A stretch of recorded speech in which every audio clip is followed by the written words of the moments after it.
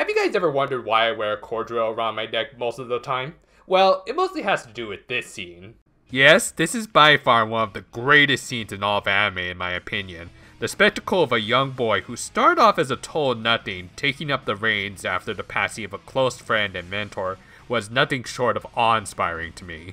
Yet, as absolutely fantastic as this scene was on its own, I don't think it would have been quite as memorable had it not been for the vocal talents of Shoko Nakagawa, and easily one of the best songs on the Super Robot Wars Z soundtrack, Happily Ever After.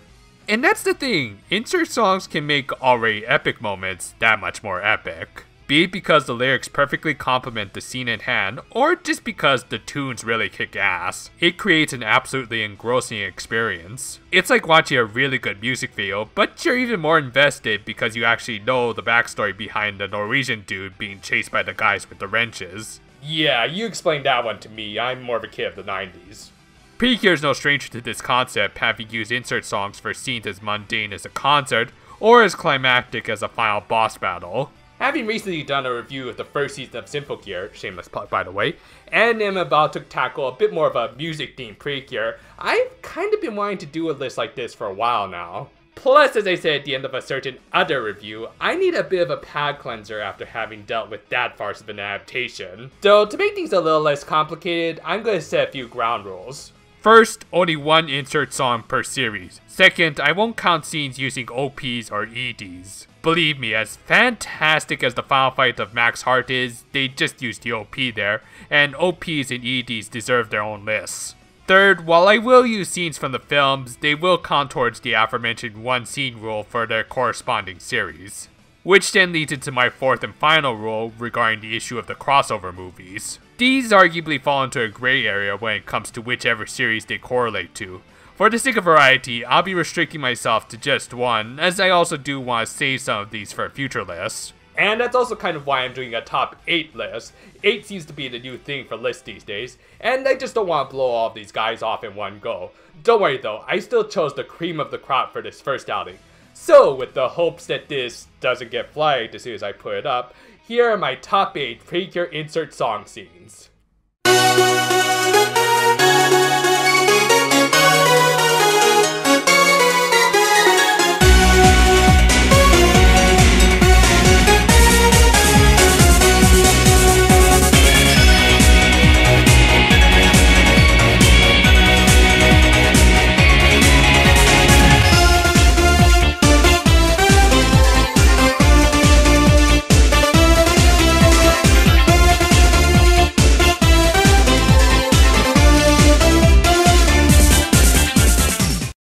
Don't lose your way, your mind, we have to be as one.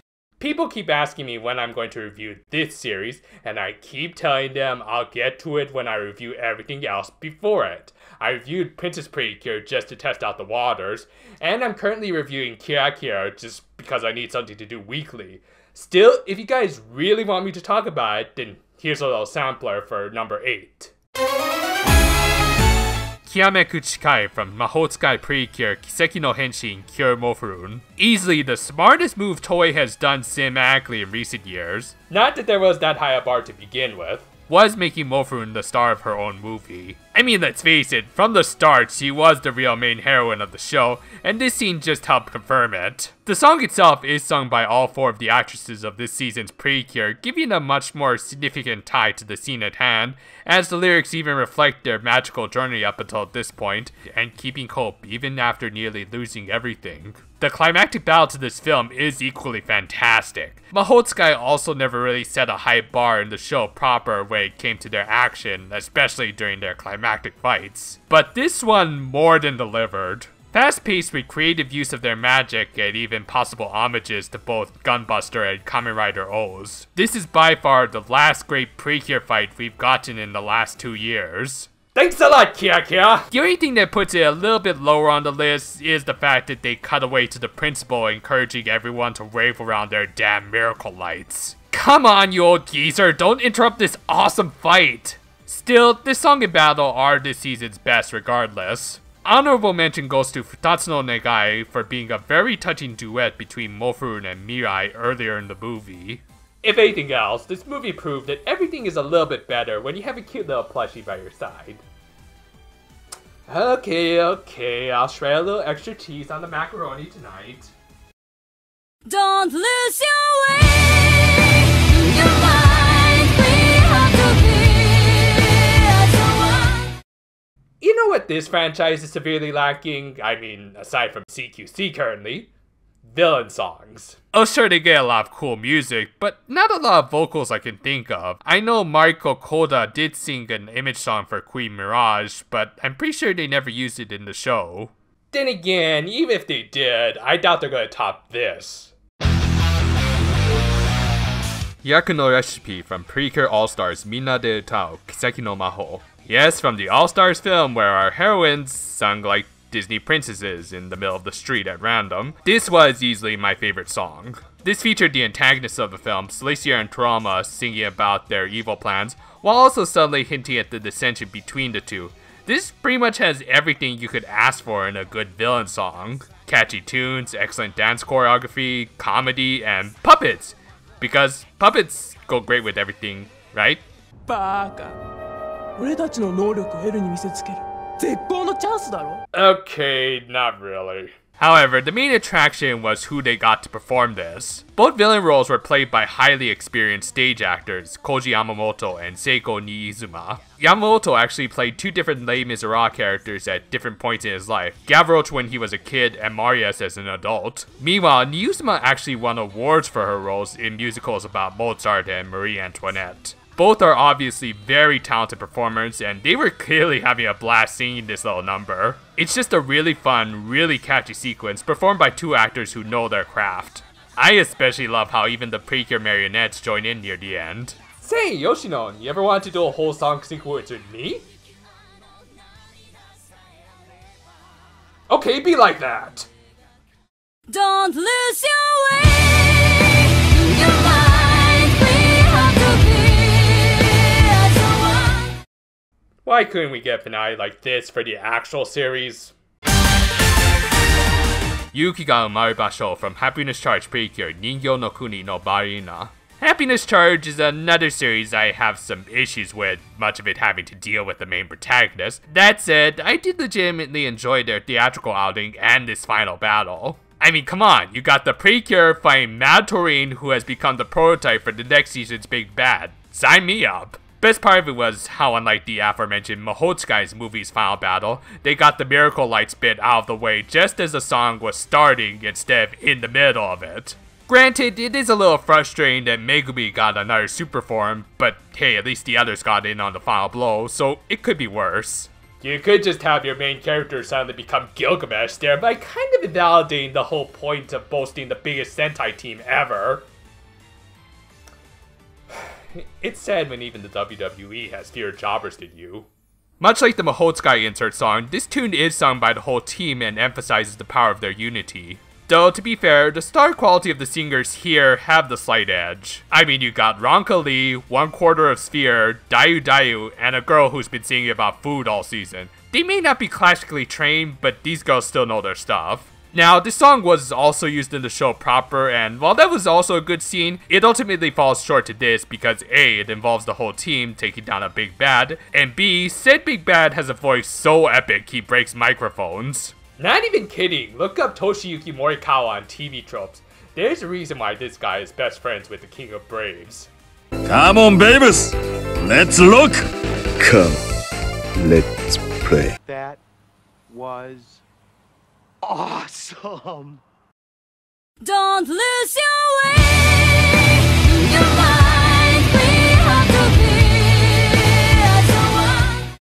So, the first 3 entries turned out to be from the movies. Maybe it's high time we looked at some TV episodes. Heart Goes On from Heart Catch Precure episode 48.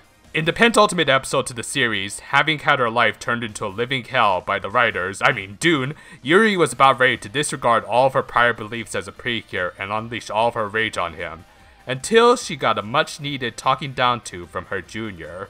With a renewed resolve, Yuri partnered with Tsubomi and they proceeded to still beat Dune into the pavement, but with love, not hatred. there's a big difference. Whatever, this is still an awesome scene. And while it's unfortunately not sung by the two heroines on screen, God knows I'd kill to hear a duet between Nana Mizuki and Aya Hisakawa. it's still sung beautifully by longtime Precure theme vocalists Ai Ikeda and Mayu Kudo. And while this song was used twice before in the anime, I think this was easily the best application of it by far, as the lyrics reflected Yuri's wavering resolve and Tsubomi's words that helped guide her back onto the righteous path. And it goes without saying, being a Yuki Hayashi helmed episode, the animation here is fantastic, with action that early Dragon Ball Super wished it could have pulled off. I especially love the little touch here, with Yuri pulling Tsubomi back to avoid Dun's attack. Eri Kainitsuki eventually joined in on the fight, and it just becomes an insane brawl, with Dun just getting his ass handed to him. It's just a pity that this insert song was kind of overused due to the aforementioned two previous times. Still, I love it regardless, as well as the fantastic MMD it spawned on Nico Nico Doga. Seriously, check this thing out, they almost perfectly recreated the scene with Madoka characters. I left a link in the description.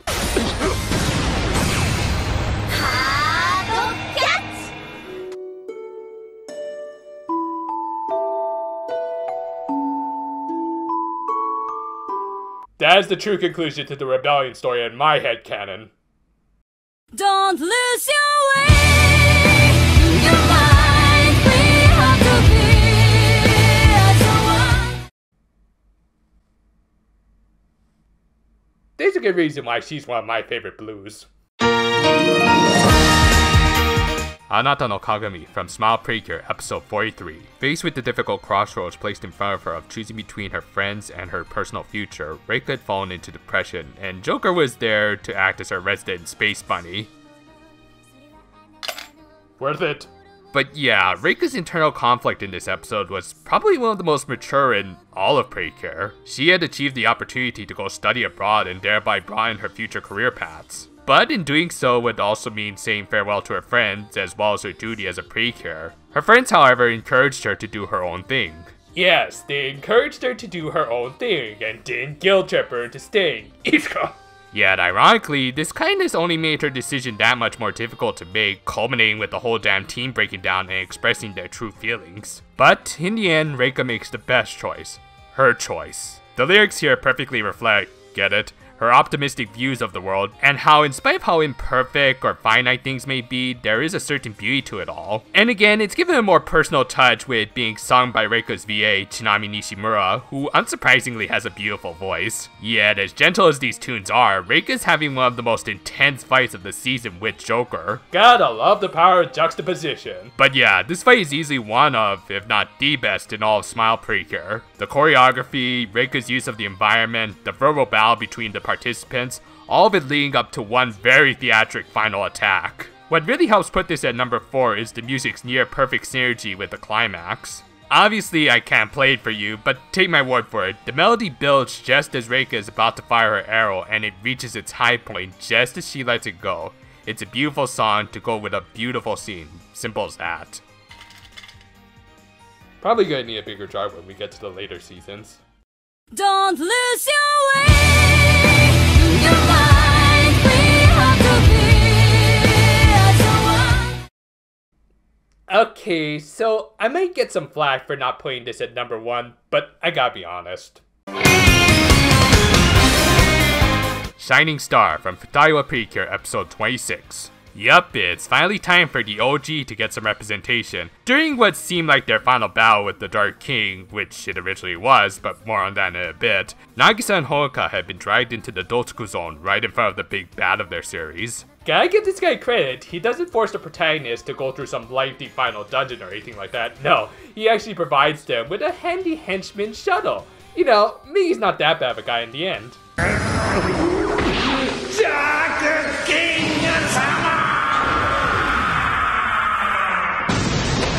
Okay, so he kind of nukes his own guys willy-nilly, but hey, I'm sure they get good dental plans. After their first attack fails, all seems lost for our heroines until the Queen of Light joins in on the fight. From there, the music kicks in, and they just defeat the Dark King after one last beam battle. This is going to be such an exciting day. I hope you enjoy it. Okay, so this wasn't exactly the most epic of climaxes. Still, even if there were better fights in previous episodes, honorable mention goes to the fight with Kiria in episode 21, which also had a great insert song. I will pretend like this isn't an important scene, as had Toei not changed their minds, this very well might have been the true finale to Precure. Yeah, Fight with Precure was originally planned for only 26 episodes, but after seeing the numbers, Toei decided to take a risk and extend it to 49 episodes, and then into Max Heart, which obviously paid off. But yeah, had this been the final note Precure had gone out on, it wouldn't have been that bad of a note. Two young girls who had faced many adversities through their short tenures as superheroines were now facing down a great world-ending threat and weren't about to back down. This pretty much formed the basis for many Precure series to follow. All the while, Shining Star's lyrics pretty much state the mantra of the Precure. The melody itself, I don't even really know how to describe it. It's just a beautiful, very empowering song that makes you really feel like these two are true heroines, which they are. So yeah, while this whole scene isn't the best animated or even has the best synergy with the song, hence why it's not taking the top spot, I also can't ignore its importance in the annals of Precure history. But seriously, you can tell this is the OG. They're fighting the King of Darkness alongside the Queen of Light. Just throw in Mickey in there with a key-shaped blade and you're all set. Don't lose your way, your mind, we have to be so one. So, if I'm putting one of the origins of the Precure insert song scene at number 3, what does that mean for the top 2? Well, to me at least, these two are the final evolution of the concept, as not only is the music great, but they also perfectly represent what the Precure are all about. Princess no Joken from Go Princess Precure, episode 39. Having had her dreams of becoming a princess crushed by the very person who inspired her to become one, Haruka had reached her lowest point. She was so distraught over this that she didn't even notice her town being turned into Poison Ivy's paradise. And after actually noticing it, as well as her friends trying their hardest without her, Haruka had the chance to reflect on her dream and realize something important. Becoming a princess was never her actual goal. Because let's face it, based off of the literal definition of the term, that's technically impossible, but rather, she wanted to represent the ideal of what a princess is. Thus, even if her family wasn't of actual royalty, she could still in a sense become a true princess as long as she fulfilled the conditions of being a princess. Which just so happens to be the literal translation of the song that plays as soon as she suits up. With a renewed and slightly more grounded perspective, Haruka proceeds to just go to town on these baddies, and she's not alone. Yeah, even though this episode is basically dedicated to her, Haruka, unlike more recent lead Precures, doesn't just job out her friends. Haruka, like any good leader, is meant to be the glue that holds the team together, so when she's in good condition, that should reflect on the rest of the team. As a result, the teamwork here is just impeccable, with even the powered up Locke being thrown around like a grunt. Everyone, heroine and villain alike, except for maybe Shut, poor guy, gets a chance to shine, which just makes this already visually stunning scene all the more exciting. Really, I think a major cornerstone of Precure can be best summed up with this line. みんながいてくれたから立ち上がれる私がいるの There. Right there is what the Precure represent as a team. Oh, and closest being more defaced immediately following this? Yeah, that's just the cherry on top. Princess no Joken is by far one of my favorite Precure songs of all time, right up there with Shining Star. Again, it's sung by all 4 of the Precure of the season, and they just have a really good harmony to them that I imagine is hard to replicate due to the varying pitches in each of their voices. The lyrics, as the title suggests, describe what it takes to be a princess, while also happening to promote the idea of becoming a superheroine. Between this and Princess Principal, I think Japan has an even bigger thing for turning these ladies into badasses than even Disney. But yeah, the lyrics encourage the listeners to hold on to their dreams, because even if they can't accomplish them, they can still grow as a person through those efforts and move on towards a brighter future.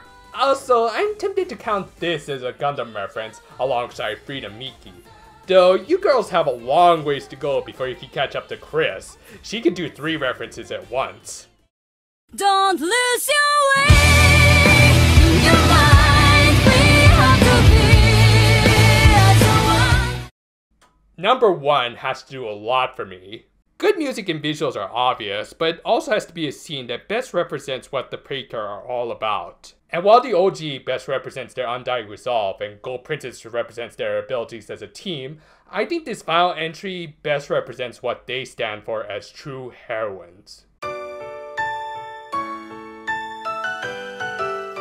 Kokoro Kumite from Doki Doki Precure episode 40. I mentioned at the top of this video that I was doing this mostly to cleanse my palate after the disaster that was Glare Force Doki Doki, and rewatching this scene for that review made me appreciate it all over again. So at least it did one thing right in that regard. But yeah, back when I did that review, I mentioned that I was going to do a proper analysis of this scene, so here it is. Now, looking back on it, there was a part of that review that I think I could have worded a little bit better. So, for those unfamiliar, the main plot of this episode features Makoto trying to use her music to help win Regina back from the clutches of her father.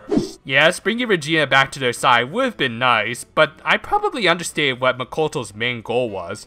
To share her feelings with her, which again is a literal translation of the title of the song. Makoto had realized that Regina was emotionally distraught, having been forced to choose between two sides. Thus, she wanted to relieve some of that discord using the best weapon in her arsenal. No, not that. That actually had a fairly low success rate. I mean her music.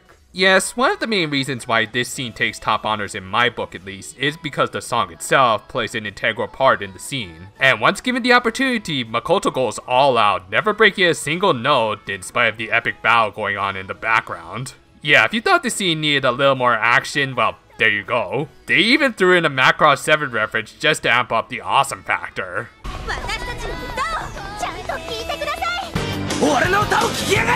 I mean, I don't even know how you'll actually top that. Oh geez, she caught the spear with her hand while transforming. That is awesome. This few seconds right here is what Precure is all about in my opinion. Makoto isn't fighting Regina, she just wants to help her, which is, ironically enough, not something she would have done at the beginning of the series. After all, she is the daughter of the guy who destroyed her kingdom, her home. Makoto has every right to hold resentment towards her, but that's not what Precure does.